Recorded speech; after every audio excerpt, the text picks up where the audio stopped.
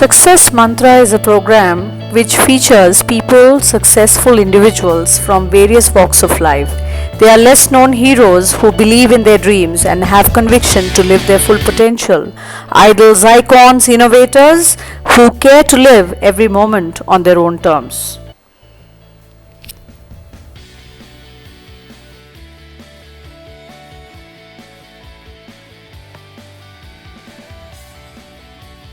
Welcome to another episode of Success Mantra, a series of beautiful people who have done extraordinary things in their life.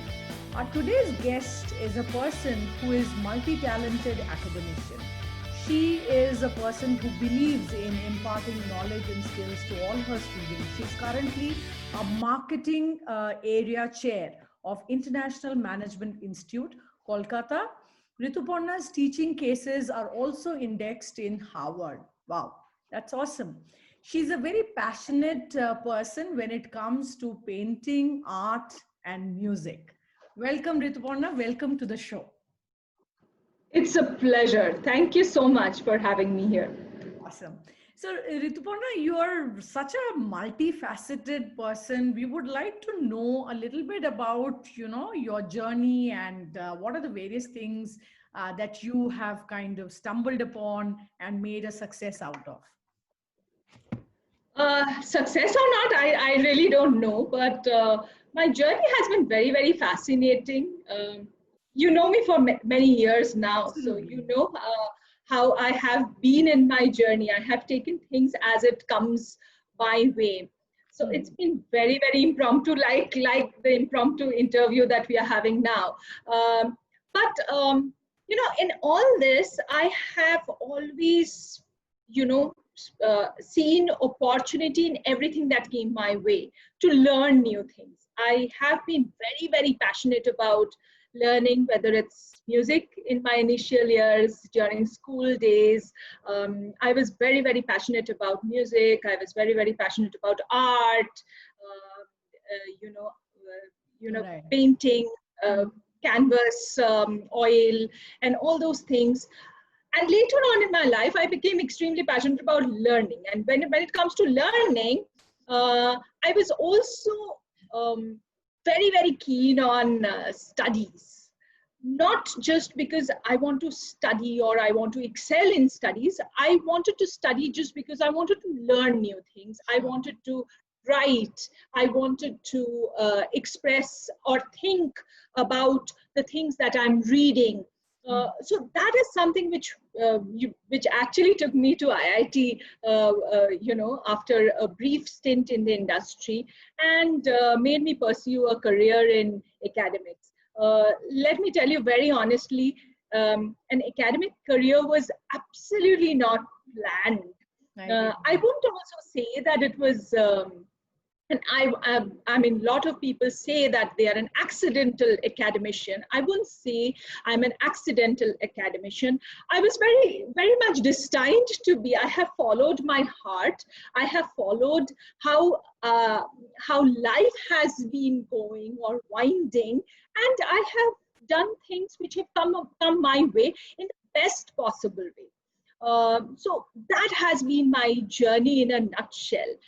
So I started my career in full-time academics about 8 years back. Before that, I had taught for almost 10 years before that, but in part-time positions. And then I joined IIT in the year 2005.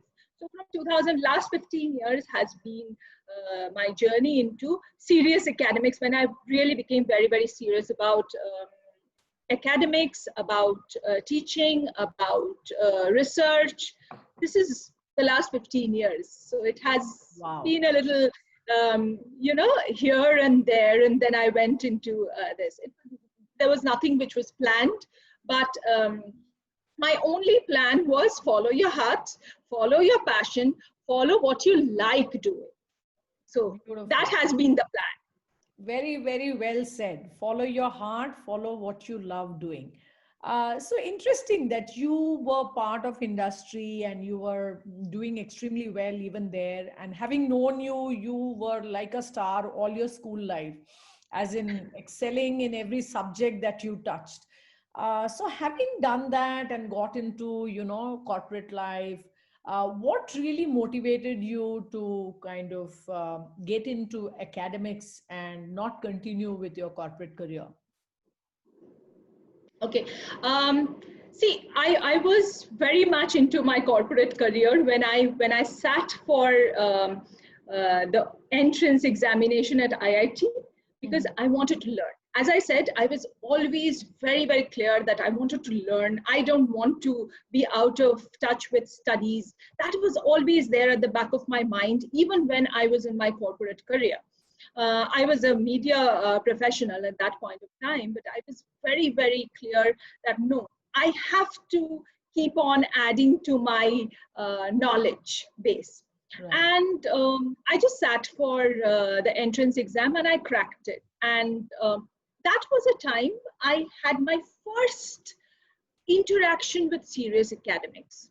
Not that I fell in love at the very first day, but slowly, since I was extremely clear about my passion to learn, slowly and steadily, when I started learning things, I started reading up articles. I was also part of a student exchange to University of Nebraska in Omaha, where we met about 10 American CEOs, including Warren Buffett. Wow. And had attended, as part of the student exchange, I had attended um, a, a training on international marketing. At that phase, I heard a lot of these American professors or world class professors. I wouldn't say American, many of them were coming from Europe and different parts of the globe. And they were the best of their genre, or and they were speaking with such conviction, so much of knowledge. When they were speaking, you could actually reflect on what actually went behind when they were speaking on their topic. That Right. was something which Wow. really motivated me to upgrade my knowledge base, upgrade my skill set in terms of understanding or specializing in a particular subject. And that's when, this was sometime around 2006, that Mhm. I became extremely focused that yes, this is something which I'm really, really serious about. And this is something which I would like to do for the rest of my life, because this is something which will never let me stop learning. And that was the whole idea behind why I went into, or how I transitioned into serious academics. Wow, that's like a brilliant journey you have had, and in spite of knowing you from close quarters, I wouldn't have imagined that you will get into academics because you were so versatile in everything, right?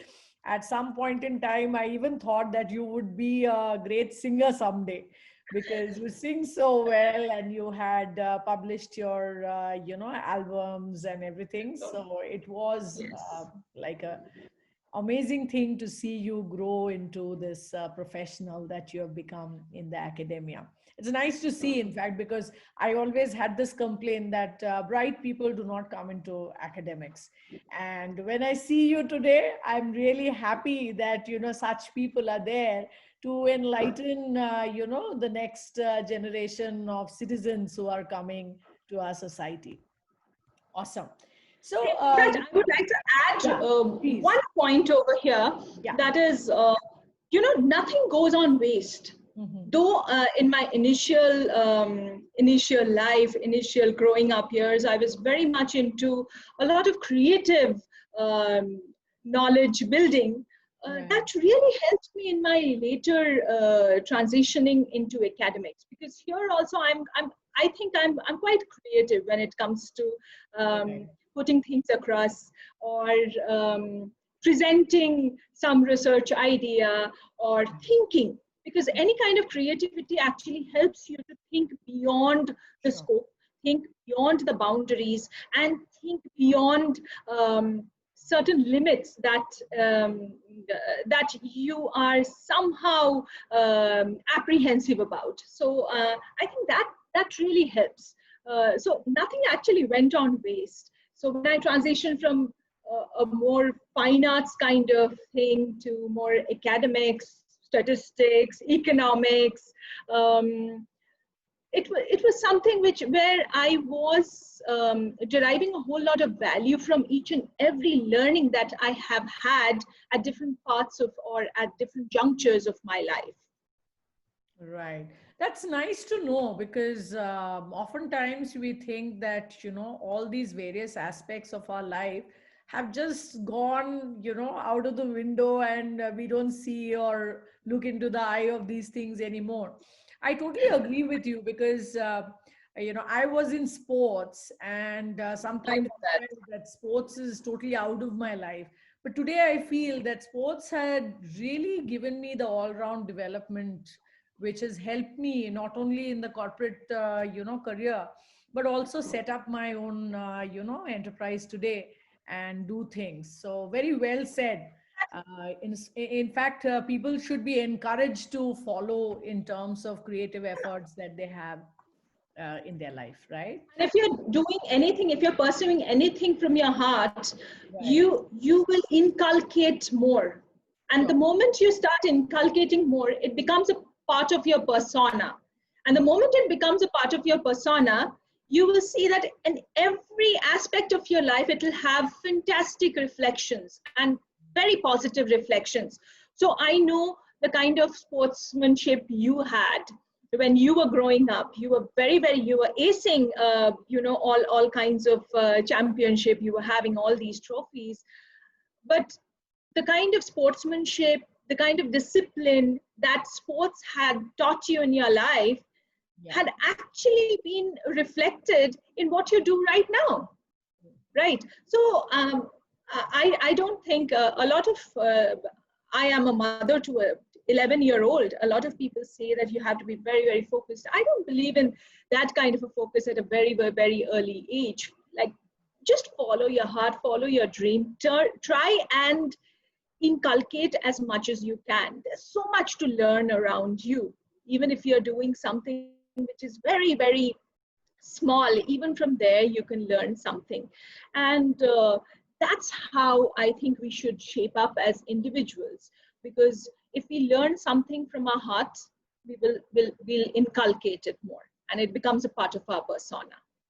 Right, true. In fact, it would be incomplete if we didn't speak about somebody who has had a big influence, especially to you and also to me, when it comes to sports and setting up things and inspiring others, is your father, right? Yes. Riteka was like an inspiration to all of us.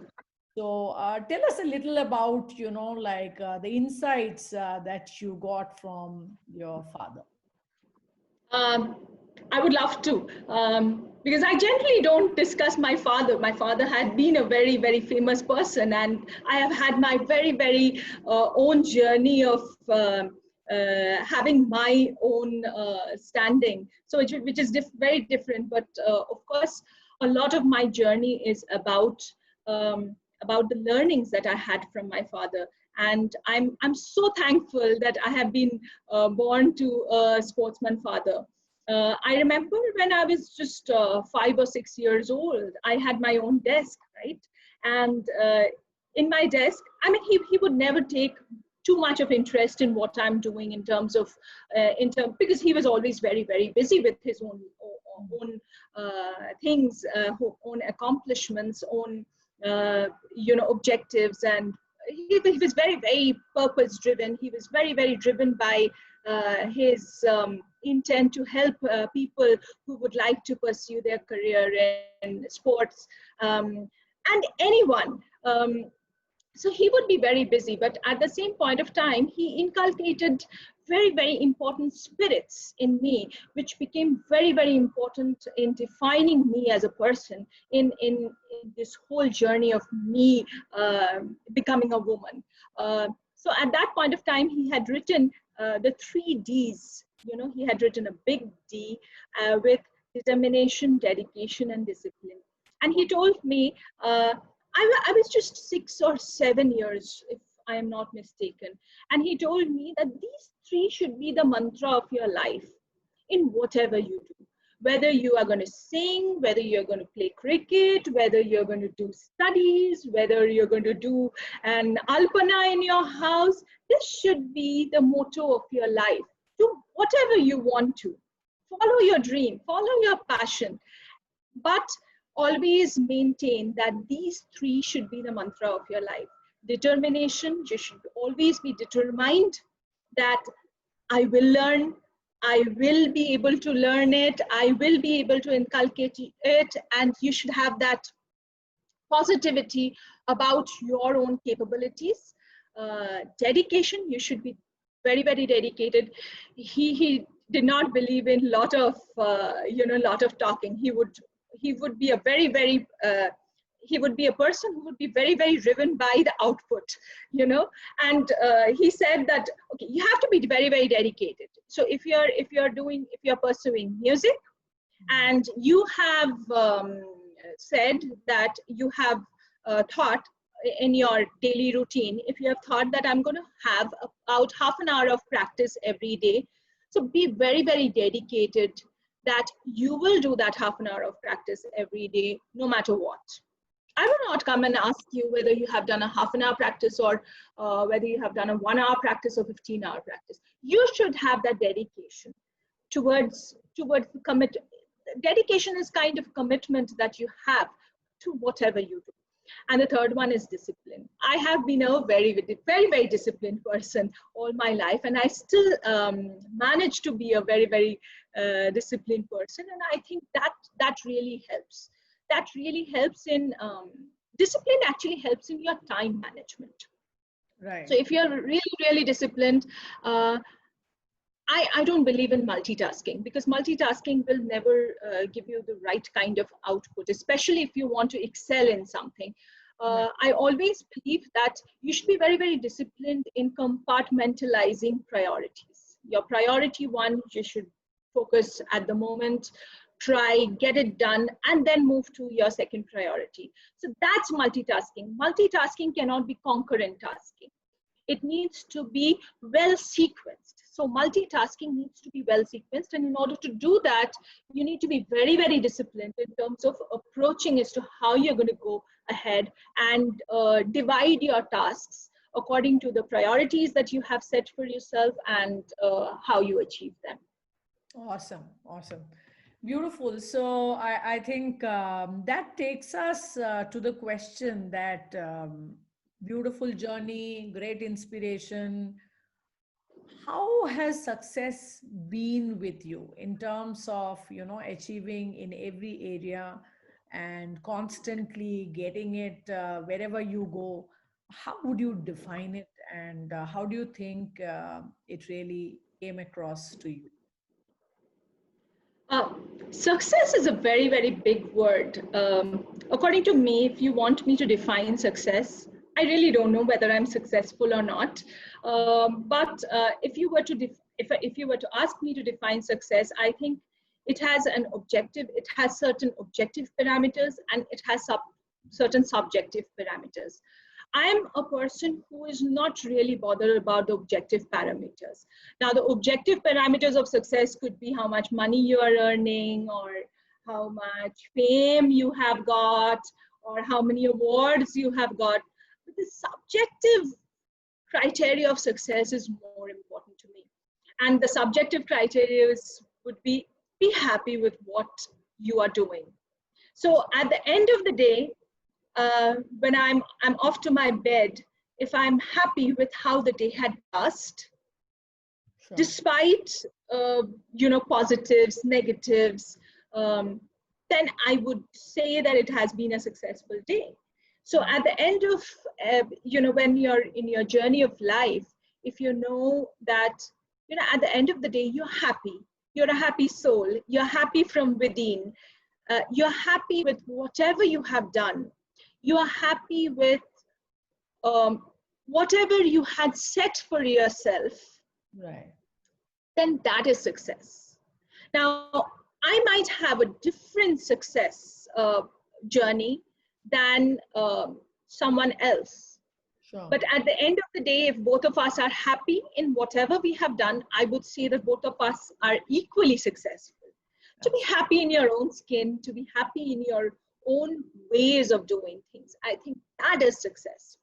Awesome. So in that space, I would say that I am subjectively quite happy with in my own skin. So I would say I'm very, very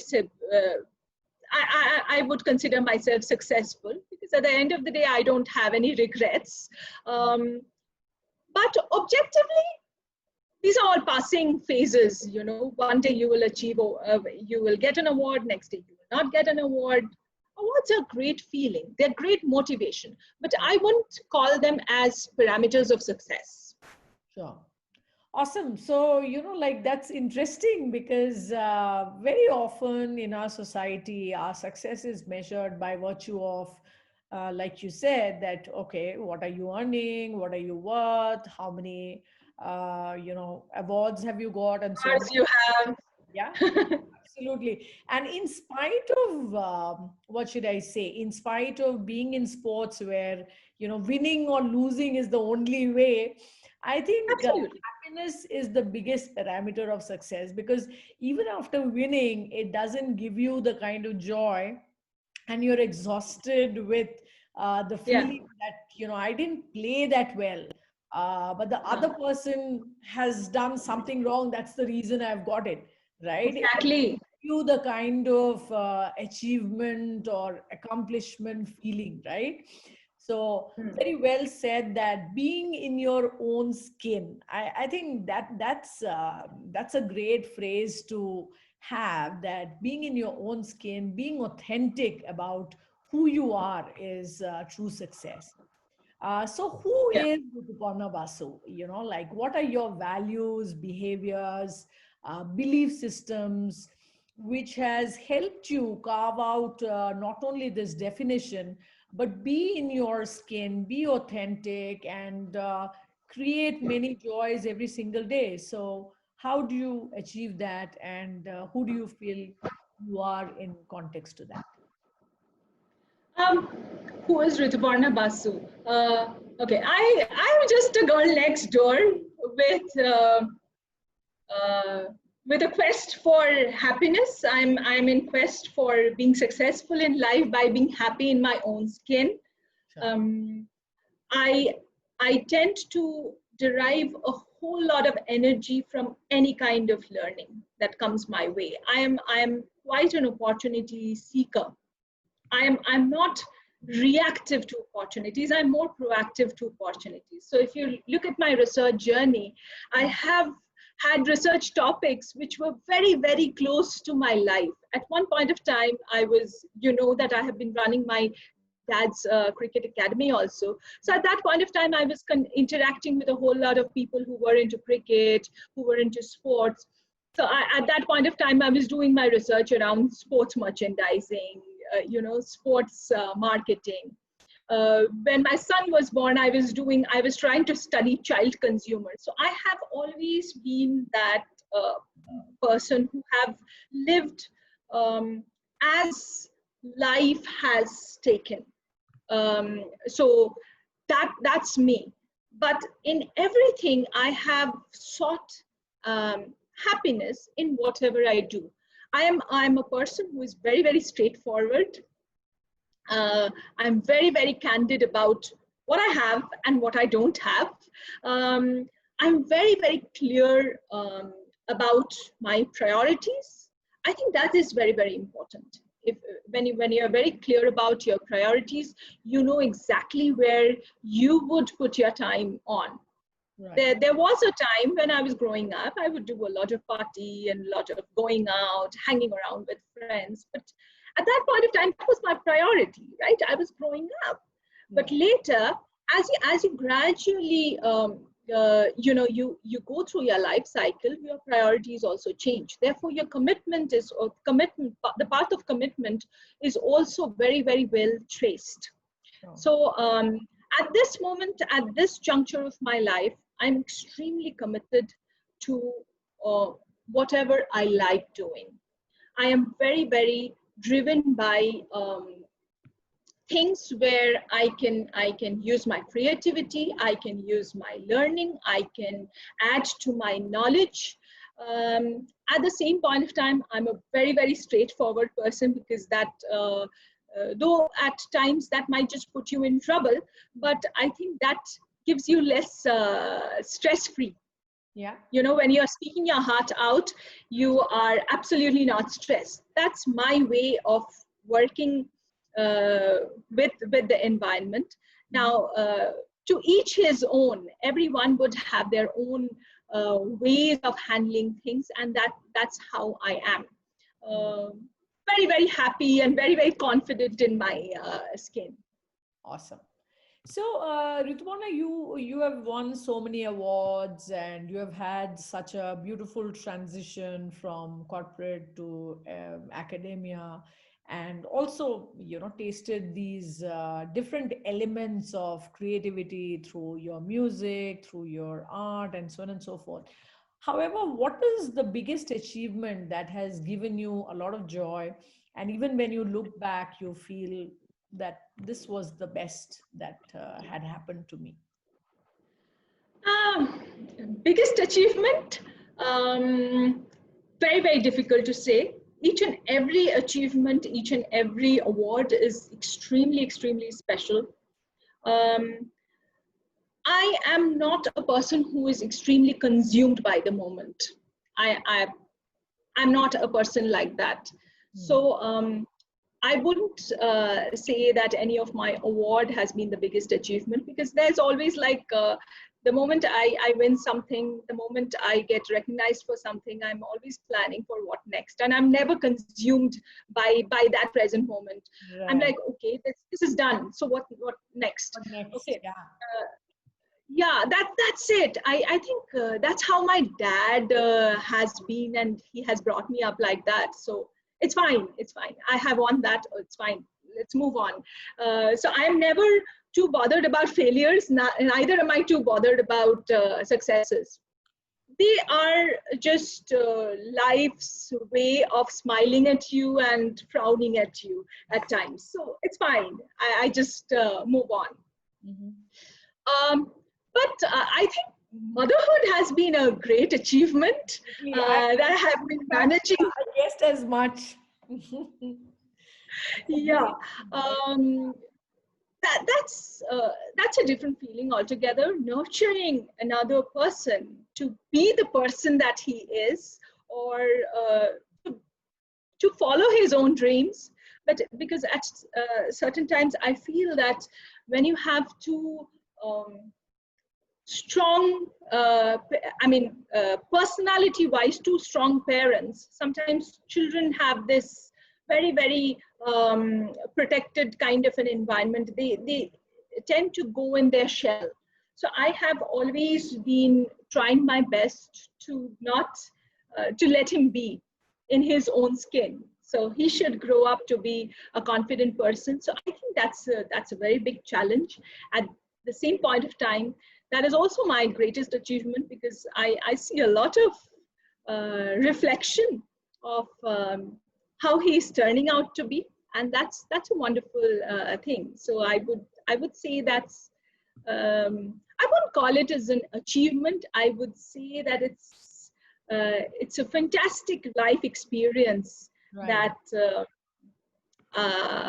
I'm extremely proud of. Beautiful.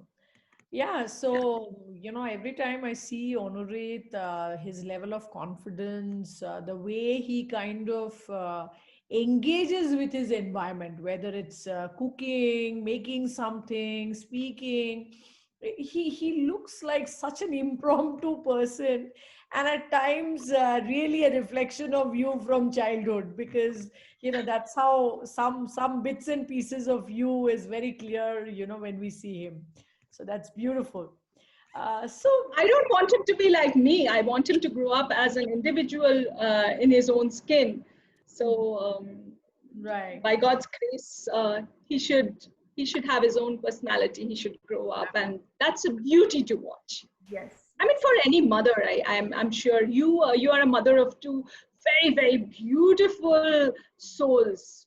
Yeah. I wouldn't say kids. They are such beautiful souls, and I'm sure a lot of effort has gone in making them bloom as individuals in their own right. I Sometimes we overdo things, which is not right.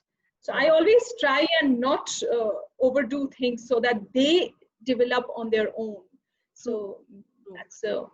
think, like you said, that the best part of it is to see them bloom the way they are, and what is so innate to them, which is unique. Like, it's Yeah, not me, it's not you. It's a unique individual who kind of comes up with their own ideas, with their own thoughts, and sometimes I feel they are more spiritual than us. So, exactly. yeah, nice to see. In fact, they are more matured Yeah. uh, The next than generation. at least me. When I was their age, I wasn't that matured. Absolutely. Absolutely. I guess it's Darwin's theory of evolution, right? Yeah, true. Okay, so like we saw that, of course, you have been a motivation and kind of, in many ways, a role model to Honorit, and of course, there have been other people in our environment also. But who has been your role model when you kind of took up various aspects and really made it happen for yourself? Okay. It would not be fair to say that I have just one role model. I have followed different people, for different things. Like when it comes to, of course, the person that I am today is a lot because of my parents, my mother, my father. You know them well. They're very, very strong personalities in their own right. And I think the strength of my mother's personality, like the way she carries herself, is something which I have been very, very fond of. My father's whole idea of life, of being a sportsman, handling whatever comes to your life, that has been a role model. I have had major influences in terms of, I follow a lot of researchers, contemporary researchers, and my senior researchers in the domain of marketing, starting from Steenkamp to Moorman, Professor Justin Paul, who have been role models with the kind of work that they do. So I have had different role models. It's beautiful that from everyone, you can learn something or the other. Everyone has got some strength that is so powerful to make that person, or to make that person stand out from the rest. And I think I have had a lot of role models, starting from my parents to contemporary researchers. The way you carry yourself, um, a lot of our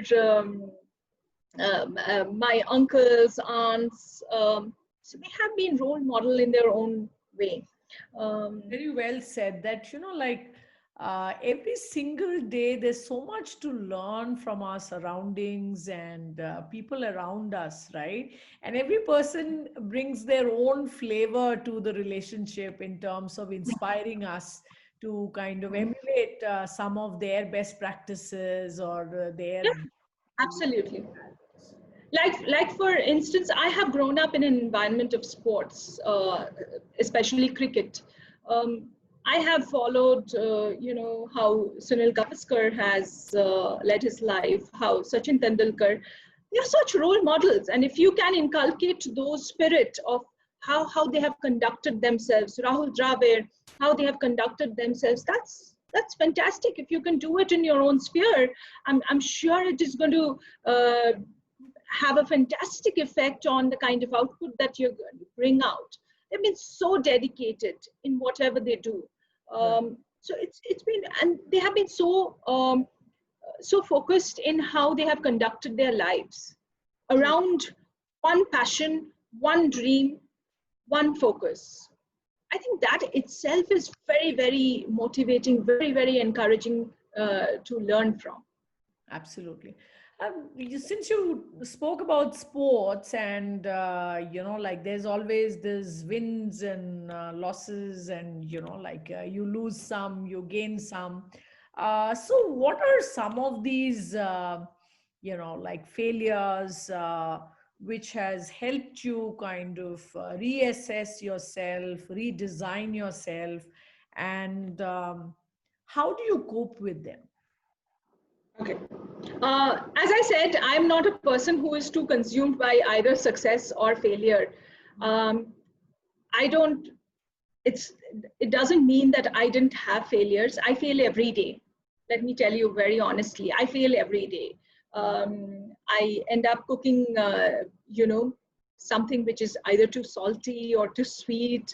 So failure is everywhere. I mean, whether it's writing or the kind of writing that I want to do and I couldn't make it. So failure is everywhere. But I won't see them as failure. I have a problem with the word failure.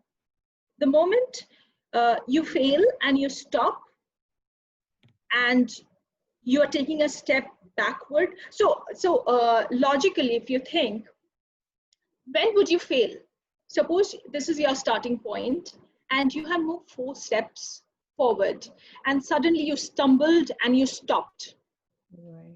If you're not taking 2 steps backwards, I won't call it as a failure. You just stopped. You just paused. Okay? And then if you take another step forward, then again, you're on your success journey. You're moving ahead. As long as you're moving ahead, you're not failing. Sure. Stopping is not failing.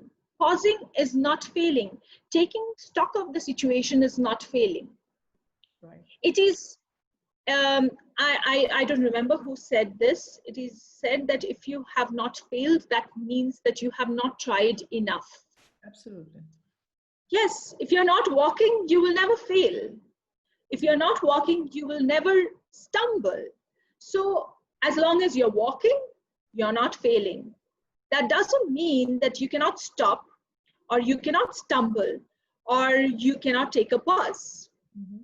So I have a problem with the word failure because I don't see anything. I have had a whole lot of failures. If you were to take stock of the situation in my personal, in my professional life, I had a whole lot of failures.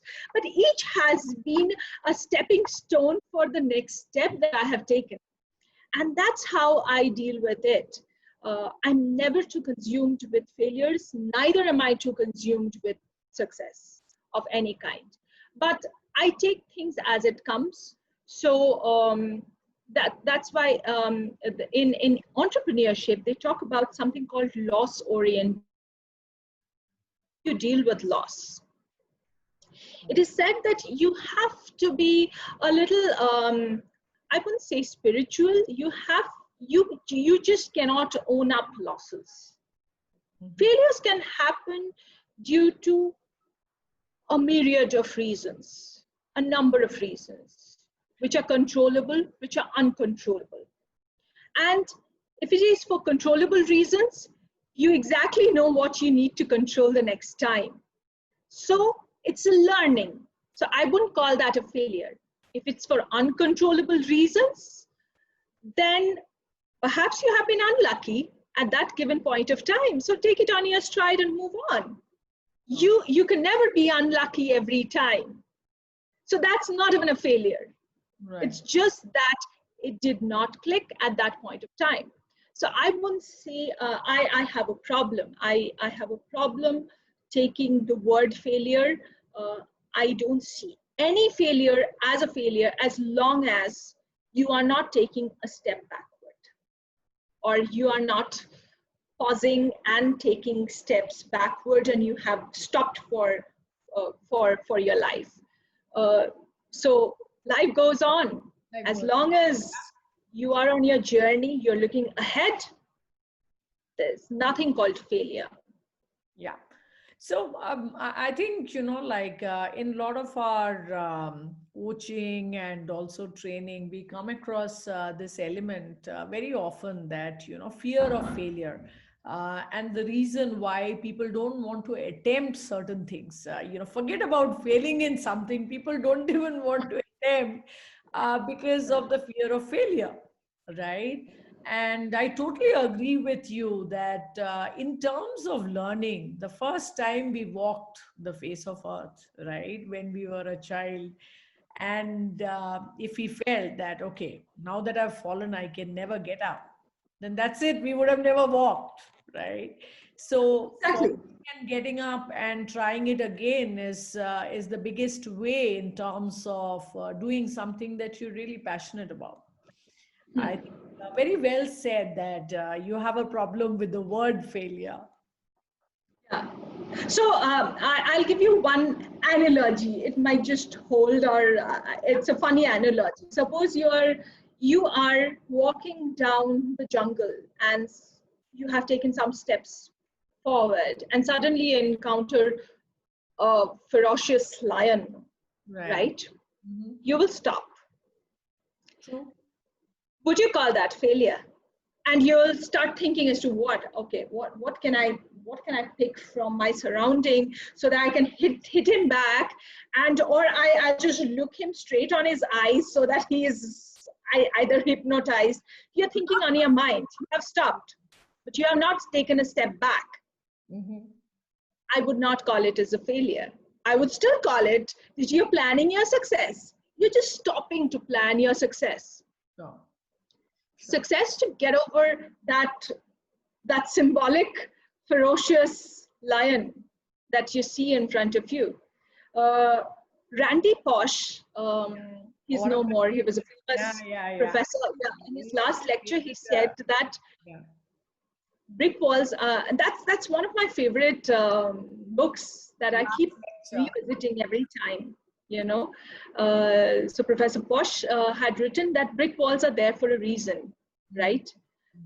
So people who stop at the brick walls are the people who have not been able to see the other side of the brick wall. So I am a great believer that brick walls are there for a reason. It is there to test you at each and every stage of your life. Mhm. And I think most of us are driven by an innate trait to actually break through all brick walls. It is just as to how you condition your mind, to even see a brick wall and see that there's a fantastic thing on the other side of that brick wall which is waiting for you, and you just go ahead and you just bang through the brick wall and get into the other side. So that's how I would see success to be. Wow. Awesome. Very well said that brick walls are something to be broken so that you can see the beautiful And existence. they're there for a reason, Yeah, to yeah. test as to how committed you are or Very how passionate you are. right. Yeah, because at times in life, if you just leave it and go, that means you were never interested enough to kind of see. Exactly.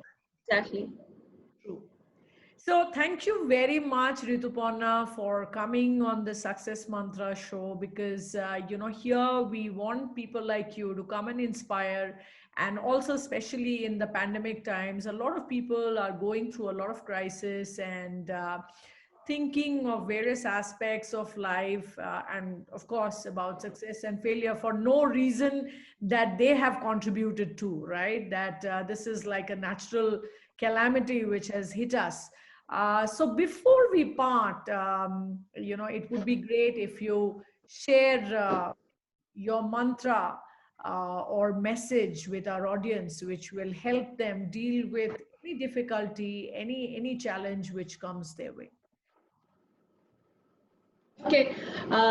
Before I share my mantra, I think you asked me a question on achievements. What are your greatest achievements? I would also like to mention one more of my achievement other than my motherhood, which is like when you're facing your students, and after 2 years or 3 years, one of the students write back to you saying that, ma'am, I still remember what you said on that day, on that particular event, and it has been able to change my life.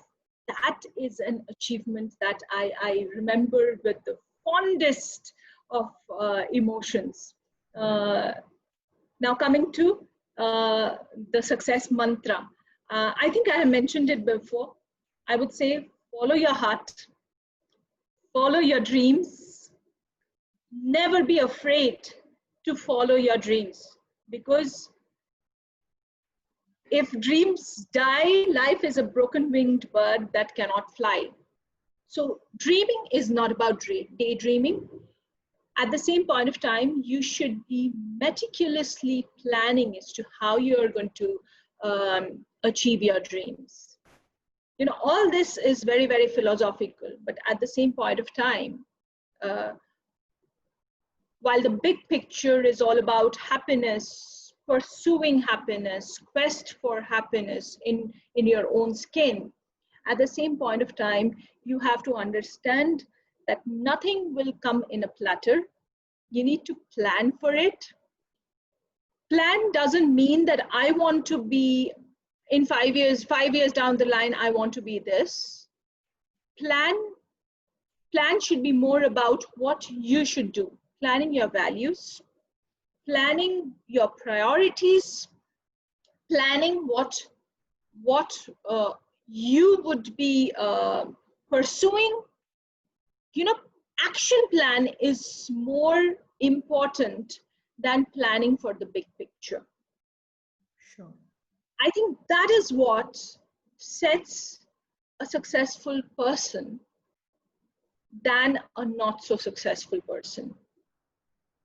I think of all the successful people that I keep on meeting from different walks of life, I see all of them have been very, very methodical in terms of approaching the big picture, in terms of understanding yourself, understanding what you value, understanding what you want to be, understanding your inner self, your strengths, your weaknesses, and working on your strengths and working on your weaknesses while you are taking each day as it comes as a new day of learning, a new day of following your dream.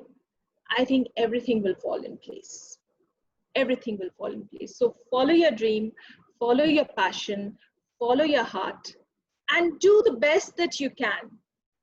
Beautiful. Rest will be taken care of. Awesome. So fantastic, Rituparna. Thank you so much. And that was a great experience when you shared your life and your journey. I'm really thankful. And I'm sure, our audience would have had a lot of takeaways.